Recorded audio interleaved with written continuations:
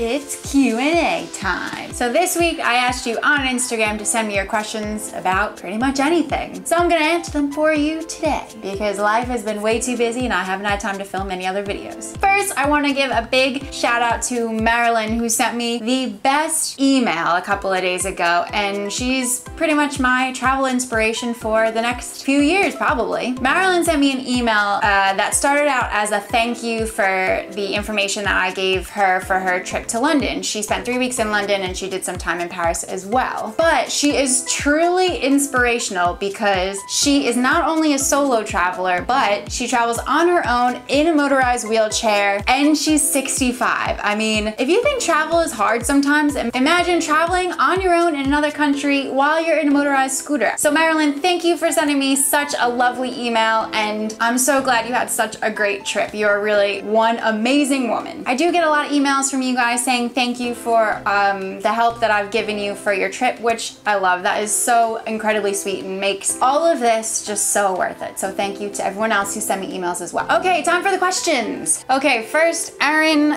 Lindsay D asks, what are your favorite places for cheap eats and drink specials? Markets are such great places to experience food in a city that isn't terribly expensive. So there are tons of markets around London. You can try Brick Lane Market, Borough Market, Maltby Market, Exmouth Market. Try any of those and you'll find some really good food for not too expensive. Also, I know you're a student, so that means that you have a little bit of flexibility with your schedule. Take advantage of restaurants that have lunch specials and also early dinner specials. You can actually usually get pretty cheap food if you go kind of in the off-peak period. The same goes for drinks. Tons of bars and pubs around London will have a happy hour from like 3 to 6 or 4 to 6. Take advantage of that and get yourself some cheap drinks. I know Dirty Martini, they have a really good happy hour. I think it's buy one martini, get one free. But honestly, you'll see bars and pubs all around London that will have signs outside saying that they have happy hour on. And finally, if you want some restaurant recommendations for cheaper-ish eats,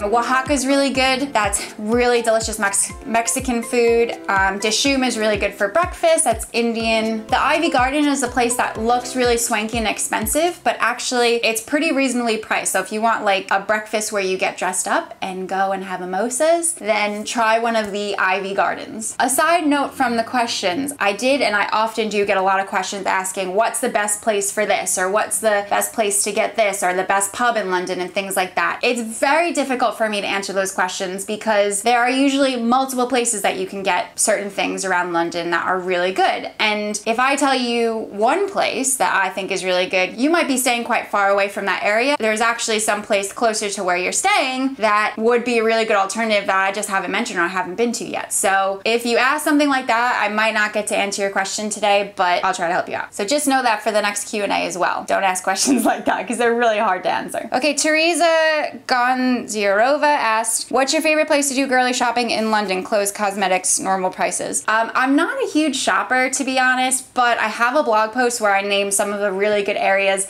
in London to go shopping, so I'm gonna put a link to that down in the description box. Have a look at that. Cecilia May asked, which do you like best, living in New York or London? I prefer London actually, for a few reasons. One is that we have a much better work-life balance here. Also, London is much more green than New York, so it just makes it feel a little bit less like a suffocating city. Rochelle71 asks, where do you recommend for afternoon tea that's reasonably priced and not too formal? So I haven't been here, but I've heard a couple other people who said it's good, but there's a place called BRGR. They have a burger themed afternoon tea, which is reasonably priced, and also it's a burger place, so you can just wear whatever you want. It's quite casual. Also, I had a really nice tea at the Ampersand Hotel. It's a really lovely place to have tea and a very nice hotel there, but when we went, we weren't like dressed up. Just don't go in super casual clothes, like a little bit nicer. Plus, kind of the whole experience of afternoon tea is that you do get a little bit more dressed up and you do look a little fancier when you go, and that's why a lot of people do afternoon teas for their birthdays or for celebrations, because it's kind of like a thing where you get dressed up and you go. If any of you are watching and you've been to a good afternoon tea that you think is reasonably priced, let me know down in the comments. I always need new afternoon tea suggestions to give to people. Steph Walker 3B asks, what's the stuff you can do on your own? Steph, why can you not do anything on your own? I mean, you don't have to go to a restaurant with someone, go on your own.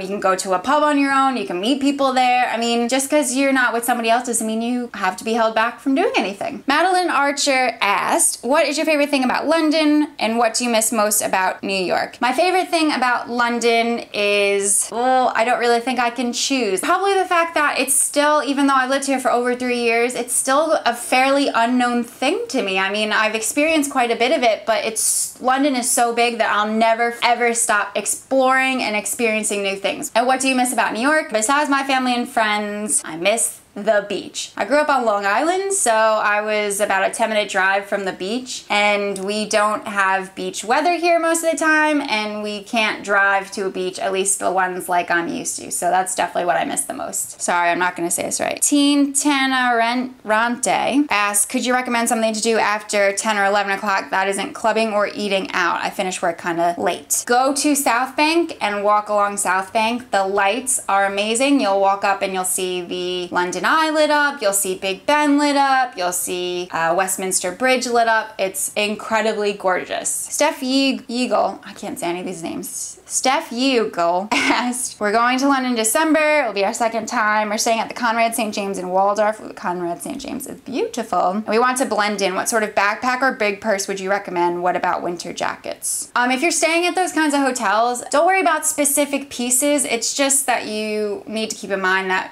the kind of people that stay there wear very nice things. So make sure you have just a presentable looking bag or presentable looking backpack. If you need a couple suggestions, I'll just link to some random things that I think look nice down in the description. But yeah, just along the lines of making sure that you look presentable, and that's really it. I mean, you're paying to stay there too, so you can really wear whatever you want. Fua Steph asked, is Stonehenge tour worth the visit for the first time tourist to London? No. Aiden James 82 asked, the best place for a Sunday roast in the city. Again, really tough for me to answer this. A couple of my favorite places that are nearby to where I live, the Telegraph in Putney actually has really good food, but also feels like you're in like the country because it's kind of in the middle of nowhere. Also, the Durrell Arms in Fulham has a really nice roast, but I'm gonna link down to a top roast list in the description box from Time Out because they've already put all this together for you, and you can find some place that's close to wherever you're gonna be. Oh wait, Kate 2 asked, I'm an American vegan. How hard will it be to find food in restaurants? It depends on the restaurant, really. Some places it's going to be really, really difficult, and then others it won't be that bad. But Time Out has a really good list of vegan restaurants to try or vegan-friendly restaurants to try. So again, I'll link to that down in the description box, and that will help. Miss Avik asked, what are the best places for Thanksgiving dinner? We'll be there around Thanksgiving break. I would love to have some sort of traditional taste of back home for Thanksgiving dinner. I personally never had Thanksgiving while in London because I've either been away for it or I just haven't been in London. But because there's so many Americans that live in London, there are restaurants and pubs that do put on traditional Thanksgiving dinners. So when it gets closer to Thanksgiving, check out Time Out London. They will have a list on there of good places to have Thanksgiving meals. And I'll look around too if I have any other links I can send you. I'll put them down in the description box. Jojo Wood 01 asks, what airline do you prefer for flying into London, family of 5 or 6? For anyone, I always prefer British Airways and Virgin Atlantic. Slord Tees 411 asks, I'm going to be in London for a few days with a friend who loves beer, and we want to check out some great pubs that aren't too crowded with only other tourists. Any recommendations? There are good pubs all over London. There's no like one or two specifically good pubs. So for good ones, I would suggest move away from the really touristy areas. So that's like Piccadilly Circus, Leicester Square. You'll find a pretty decent place. I mean, the good thing about a pub is if you're looking to just have a drink, it's kind of hard to mess it up. And what you can do is just go in, have one drink, and if you decide you don't like the place, you just leave. It's not like you're gonna stay for a whole meal. Also, a good indication of a good pub is if it's really crowded when it comes to like 6 o'clock at night, because that means the locals have decided to go there after work, and it's bound to be halfway decent. Okay, that is all the questions I have time for. Thank you guys so much for watching and for submitting questions. Sorry if I didn't get to yours, and I will see you next week.